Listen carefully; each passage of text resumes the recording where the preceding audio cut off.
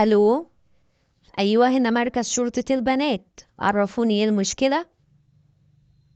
عندكم بنت مش عايزة تروح المدرسة؟ اسمها ايه البنت دي؟ هي مش عارفة ان احنا لازم نروح نتعلم في المدرسة عشان نبقى شاطرين، وكمان هناك هنقابل أصحابنا كتير ومدرسين بتوعنا اللي بيحبونا، وبعد ما نذاكر بنقعد نلعب شوية. ولا هي مش بتحب تلعب شوية في المدرسة؟ مش بتحب تروح المدرسة عشان بتصحى بدري؟ لازم نصحى بدري وننام بدري عشان دوت بيحسن صحتنا وبيخلينا نركز أكتر. تحبوا نبعت شرطية تاخدها توديها المدرسة وتجيبها كل يوم؟ هتروح مع ماما؟ خلاص، هنديها فرصة المرة دي تسمع كلام ماما وتروح المدرسة وما تغلبهاش.